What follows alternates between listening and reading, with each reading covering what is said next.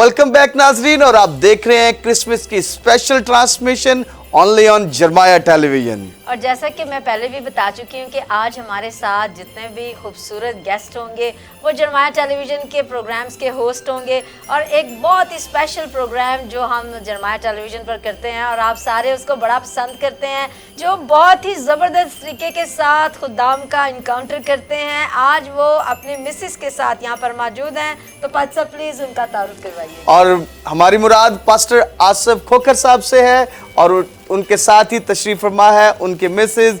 आइए जोरदार तालियों से वेलकम करते हैं उनको। थैंक यू सर, शुक्रिया।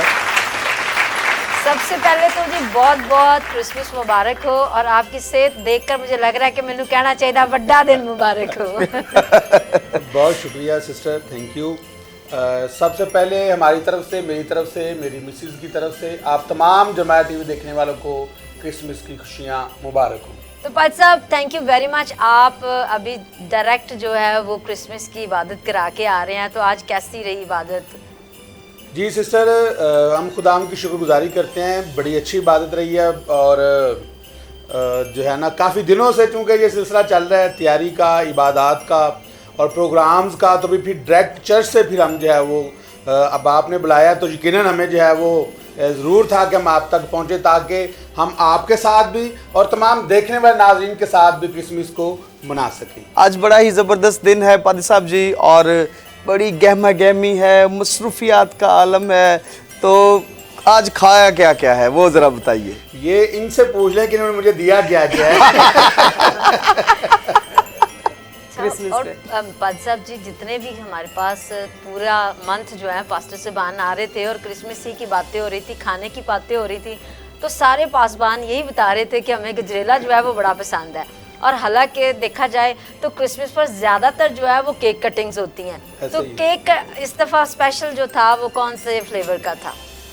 केक जितने भी थे खुदा उनका शुक्र है अच्छे थे और फ्लेवर भी अच्छा था, लेकिन जो पादरी आफ्ताब रहमत साहब ने खिलाया है उस जैसा केक नहीं हमने खाया जो 7 दिसंबर पे हमने खाया है। और खुदा उनका शुक्र है, एक तो वो था भी साइज में बहुत बड़ा था, तो दूसरा जो है वो उसका टेस्ट भी बड़ा आला था।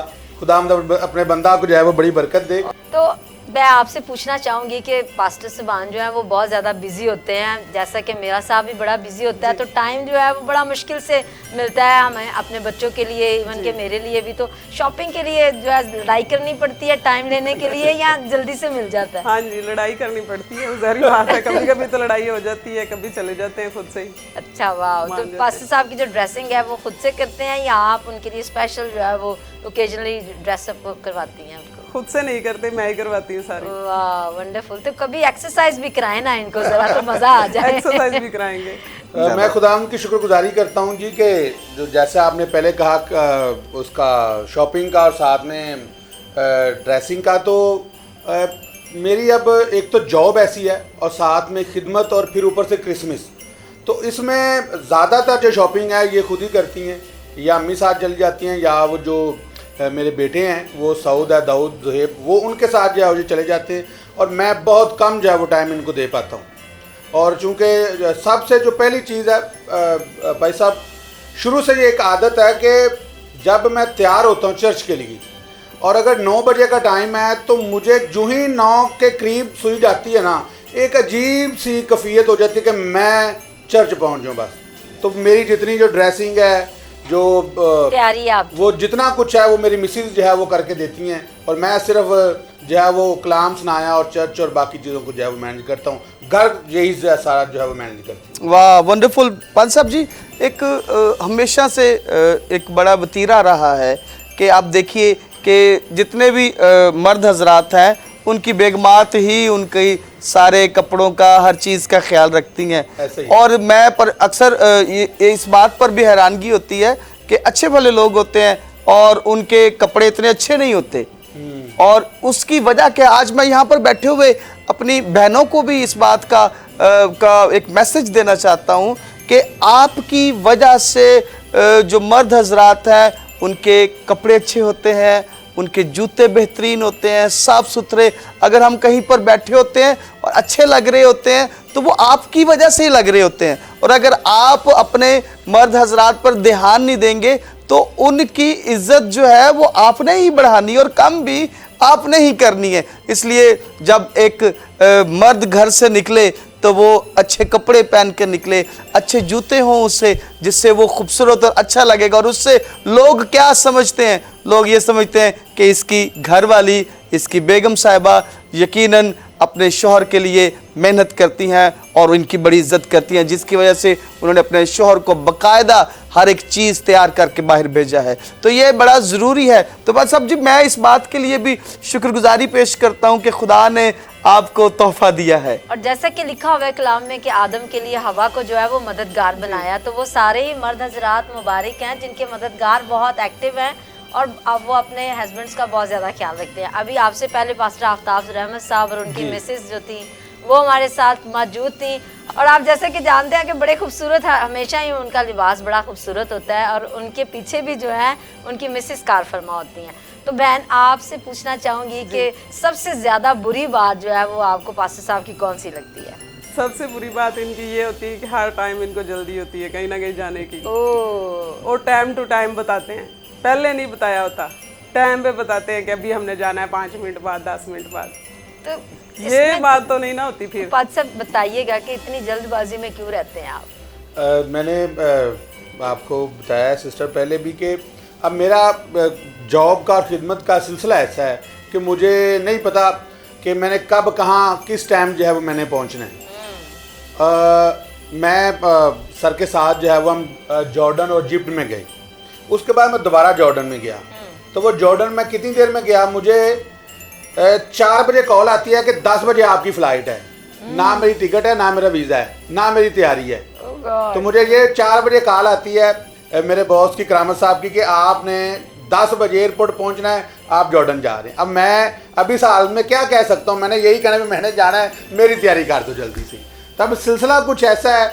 और ऊपर से फिर चूँकि चर्च है तो खुदा उनका शुक्र है 20 साल से जो है मैं खुदा उनके कलाम की खिदमत जो है वो कर रहा हूँ।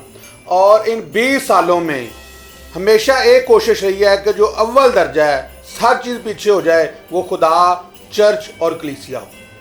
तो उसके लिए जो है ना वो मुझे यकीनन जल्दी होती है कि मैं जल्दी से ये सारे काम करूं और मैं जो है वो चर्च पहुंच जाऊं। तो आज क्रिसमस का डे है, तो आज कितनी जल्दी है?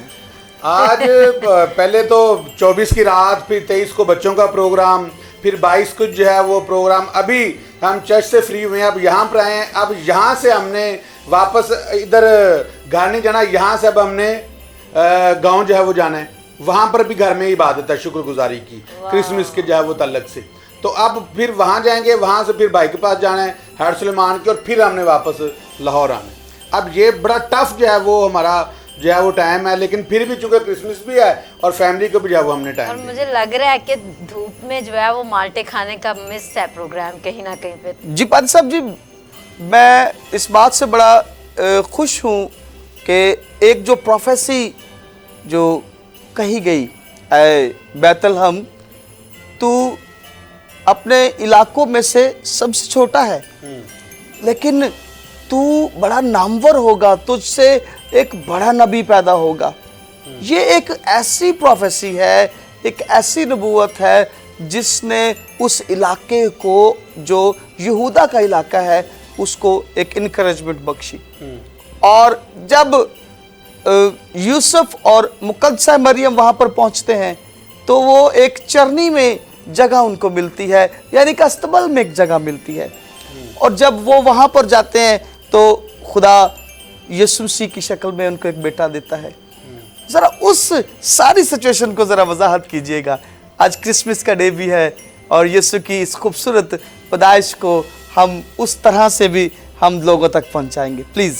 जी भाई साहब, बहुत ही खूबसूरत आपने बात की, और वो सिनेरियो और वो सारा माहौल और वहाँ पर जो किरदार हमें जो है वो नज़र आते हैं, उस सारे सिनेरियो को जब हम देखते हैं तो जहाँ से इस चीज़ का आगाज़ होता है, मैं चाहूँगा थोड़ा सा जो है वो हम पीछे जाएं। पहली जो पेशन गोई की गई यीशु मसीह की पैदाइश के बारे में, सबसे पहली, और कलाम में लिखा हुआ है पैदाइश की किताब उसका 3रा बाब जी, और लिखा है जब खुदा सज़ा देता है और गुनाह के बाद, और लिखा है 14वीं आयत में लिखा है, और खुदा ने सांप से कहा, इसलिए कि तूने ये सब कुछ किया तो सब चौपाहों और दश्ती जानवरों में मालूम ठहरा, तो अपने पेट की बल चलेगा और उम्र भर खाक चाटेगा, और मैं तेरे और औरत के दरमियान, और मैं तेरी और औरत की नस्ल के दरमियान अदावत डालूंगा, वो तेरे सर को कुचलेगा और तू उसकी एड़ी पर काटेगा। और ये दुनिया की सबसे बड़ी सच्चाई है। दो ऐसे सवाल हैं जो पूरी दुनिया में सबसे ज़्यादा जो है वो तनकीद का शिकार होते हैं। एक, यीशु मसीह कुंवारी मरियम से कैसे पैदा हो गया, और दूसरा, वो मुर्दों में से कैसे जी उठा। ये दो सवाल बहुत ही अहम है जो पूरी दुनिया में जिनके ऊपर सबसे ज़्यादा तनकीद की जाती है।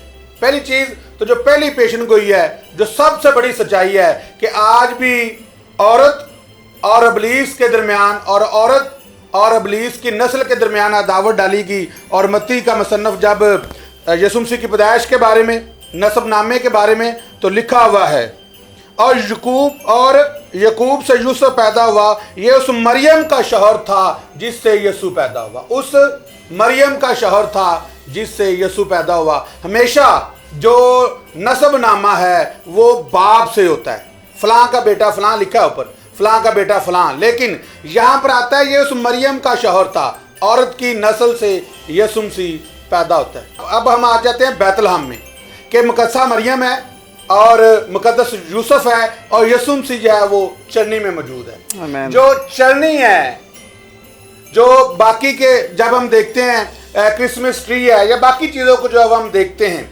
इनका बिब्लिकल जो कॉन्सेप्ट है वो और जो हकीकी मायने में कॉन्सेप्ट है उसमें बहुत ज़्यादा जो है वो फ़र्क है। ऐसे ही है। हमको सब चीज़ों से हटकर चरनी को ज़्यादा अहमियत देने की ज़रूरत है। क्यों? क्योंकि एक तो उसमें कलाम मुकद्दस में उसका जिक्र है, और दूसरा चरनी में मेरा और आपका मुनज्जी आलमीन खुदावंद यीशु मसीह जब पैदा हुए तो उसमें उनको रखा गया। हमने उस जगह को भी देखा है जहाँ पर यीशु मसीह खेला करते थे। डॉक्टर इमानुएल ताहिर साहब और मैंने उस जगह को जब देखा तो हमें लग रहा था कि हम ज़मीन से 2 फुट जो है वो ऊपर जो है वो चल रहे हैं, इतनी खुशी थी। और चरनी, लेकिन इसमें अब एक अलमिया अब आ गया है, और वो ये है कि हम सिर्फ चरनी तक ही महदूद होकर रह गए। कलीसिया वो अब चरनी का माहौल देखना है आपने, जैसा भाई साहब ने कहा बैतलहम का सारा सिनेरियो। अब जब दो चीजें हैं इसमें, यीशु मसीह चरनी में ही क्यों जो है वो पैदा हुआ? दो चीजें। पहली चीज कि वो जो दूर के लोग थे वो वहां तक रसाई हासिल कर लें, और जब चरवाहे यीशु मसीह के पास चरनी में गए तो उन्होंने भी क्या किया कि यीशु मसीह को जाके सिजदा किया, यानी कि दोनों ने यीशु मसीह को कबूल किया। दोनों ने इस चीज को तस्लीम किया कि जो आने वाला था, जो मुनज्जी था, वो यही है जो पैदा हो चुका है। लेकिन आज का इंसान क्या करता है? क्रिसमस 2 अल्फाज का मजमूआ है, क्राइस्ट और मास। अगर हम अलग अलग इसको करें तो क्राइस्ट यीशु मसीह और मास इबादत, मसीहा की पाक इबादत। अब हम क्या करते हैं? हमारा जो क्रिसमस है वो है सेलिब्रेशन करना, जस्ट तैयार हो जाना, खाने खा लेना, और बाकी अगर नौजवानों को देखें तो माजरत के साथ वो क्या क्या काम करते हैं वो आप जो है वो बड़ी बखूबी अच्छे तौर से जो है वो जानते हैं। लेकिन क्रिसमस का जो मेन पर्पज़ है वो है मसीहा की पाक इबादत, कि आप चर्च में जाएं, आप कलीसिया के साथ, खादम के साथ रफाकत रखें। अब हम क्या करते हैं? हम चरनी के पास तो चले जाते हैं, लेकिन यीशु मसीह को तस्लीम नहीं करते, उसको सजदा नहीं करते, उसको अपना शख्सी निजात देंदा कबूल नहीं करते। आए यीशु मसीह को देखा और वापस चले गए, आए यीशु मसीह को देखा और वापस चले गए। यीशु मसीह को देखने के लिए नहीं, सिर्फ चरनी तक आने के लिए नहीं, बल्कि चरनी से उसको उठाकर अपने साथ, अपने घर में, अपनी जिंदगी में ले जाने की जरूरत है। वाह। यीशु मसीह अब बड़ा हो गया है। यीशु मसीह अब चरनी में नहीं है, अब यीशु मसीह बच्चा नहीं है। अब यीशु मसीह को पैदा हुए बड़े साल हो गए, अब उसको अपने साथ, अपनी जिंदगी में, अपने घर में लेके जाने की जरूरत है, ना सिर्फ उसको चरनी तक महदूद रखने की। आमीन। मैं इस बात को आगे बढ़ाता हूँ पादी साहब जी। आप देखिए कि यीशु मसीह चरनी में मौजूद है और उसके पास लोग पहुंच रहे हैं। बिल्कुल। चरवाहे पहुंचे, फरिश्ते पहुंचे, गीत गाते हुए आलमे बाला पर होशाना, मतलब एक बड़ी खुशखबरी और बड़ी शादमानी और बड़ी सेलिब्रेशंस चल रही हैं। Everybody want to reach to the lord Jesus Christ. हर बंदा उधर पहुंचना चाह रहा है और खुशियां मनाना चाह रहा है और उसको सिजदा करना चाह रहा है। अब ये हम समझते हैं कि मैं समझता हूं कि ये वो क्रिसमस था जो बेसिकली सही रूह से भरा हुआ क्रिसमस था। लेकिन आज 2000 साल बाद क्या क्रिसमस वैसा रहा जैसा उस वक्त था कि हर बंदा यीशु को मिलने की चाह में है, हर बंदा यीशु तक पहुंचने की चाह में है और हर बंदा यीशु के पास पहुंचकर उसको सिजदा करने की चाह में है। और आज का क्रिसमस कैसा रहा कि आज नौजवान क्या करते हैं, आज लोग, आज कंसंट्रेशन क्या हो गई है कि लोग आज किस तरफ चल निकले हैं। उस वक्त फरिश्ते सारा कुछ यीशु मसीह की तरफ तवज्जो किए हुए हैं, लेकिन आज हमारी तवज्जो किस तरफ है? जरा रोशनी डालिएगा। भाई साहब बहुत ही खूबसूरत बात की आपने। मैं छोटा सा एक वाकया आपको जो है वो बताता हूँ।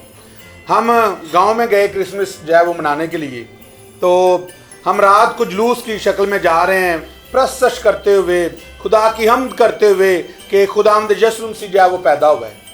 अब वहाँ पर एक कॉर्नर पे कुछ नौजवान बैठे हुए हैं और उन्होंने बड़ी ऊंची आवाज़ में गीत लगाए हुए हैं और साथ में शराब पी रहे।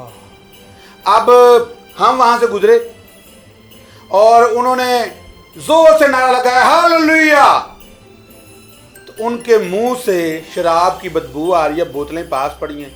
तो हमने कहा भी यार ये क्या कर रहे हो? कहते आज यीशु मसीह पैदा होया है, आज जश्न मनाने का दिन है साडा। हम थोड़ा आगे गए, हमारे साथ फैमिली थी, बच्चे थे, उन्होंने पीछे से सेबे वाले बंब होंगे ने वो जला के साढ़े पीछे चला दिए।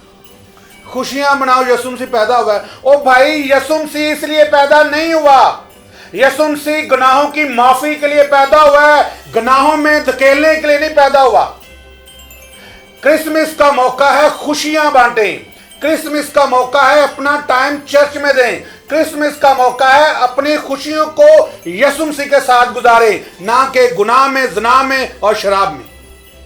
क्रिसमस का पैगाम ये नहीं है। भाई साहब ने बड़ी खूबसूरत बात की। पहला सरमन जो क्रिसमस पर दिया गया वो फरिश्तों ने दिया, जमीन पर जिनसे वो राजी है सुलह। आज कई साल हो गए ने, बुआ जी बड़े अच्छे तरीके ਨਾਲ पंजाबी समझते ने, कई साल साढ़े गुजर गए ने। सक्का भरा भैन नहीं बुलाता, सक्की भैन दूसरी भैन नहीं बुलाता। क्यों? सिर्फ इसलिए फलां टाइम ते मैं कोई काम किया से ने मेरी गल नहीं मन्नी। ते किन्ने क्रिसमस गुजर गए ने, ते केड़ी सुलह, ते केड़ा क्रिसमस, ते केड़ी मोहब्बत। क्या यीशु मसीह इसलिए आया? यीशु मसीह तो सुलह करवाने के लिए आया था। यीशु मसीह तो लिखा है कि उसने अपनी जान सलीब पर दे दी, और ऐसी मोहब्बत खुदा चाहता है। और हम कितनी मोहब्बत अपने आप से, अपने खानदान से, अपने बहन भाइयों से करते हैं या अपनी कलीसिया से करते हैं। वैसी ही मोहब्बत रखें जैसी कि मसीह ने भी कलीसिया से मोहब्बत रखी। ये है क्रिसमस। वंडरफुल जी, बड़ा ही खूबसूरत पैगाम आपने आज जमाया टेलीविजन के देखने वाले नाज़रीन को बताया है कि यीशु मसीह जो है वो सुलह अमन का शहजादा है, और हमें आज के दिन को खुशियों मोहब्बतों के साथ एक दूसरे के साथ बांटने की ज़रूरत है। इन सारी खुशियों को जो है वो दिलो जान से जो है वो मनाने की ज़रूरत है। और सबसे बढ़ के अपने अजीज़ों कारों के पास जिनसे आप नाराज़ हैं, और बात भी कोई बड़ी नहीं है, आज ज़रा जाएं उनके पास, केक शेक लेकर जाएं। आज बड़ा ज़बरदस्त दिन है, दिल खुले हुए हैं, और आप जब अपने अजीज़ों कारों के पास जाएंगे केक लेकर, फ्रूट लेकर, और स्पेशली सब ड्राई फ्रूट लेकर जाएंगे तो दिल और ज़्यादा खुल जाएंगे, और सारे सुलह सलामती के साथ आज के खूबसूरत दिन को सेलिब्रेट करेंगे। जी पाद साहब, थैंक यू वेरी मच पादी साहब जी, आपका बाजी, आपका, आप लोगों ने एक बड़ा ज़बरदस्त टाइम हम इकट्ठे गुजारा और हमने बड़ी ज़बरदस्त खुशियों को सेलिब्रेट किया। और सबसे बढ़कर पादी साहब जी, आपने जो आज मैसेज हमारे लोगों तक पहुंचाया, जरमाया टेलीविज़न के व्यूअर्स तक पहुंचाया, और we are really very thankful to you. जी इसी के साथ हम अभी लेंगे एक शॉर्ट ब्रेक। आप देख रहे हैं क्रिसमस की स्पेशल ट्रांसमिशन ऑनली ऑन जरमाया टेलीविजन।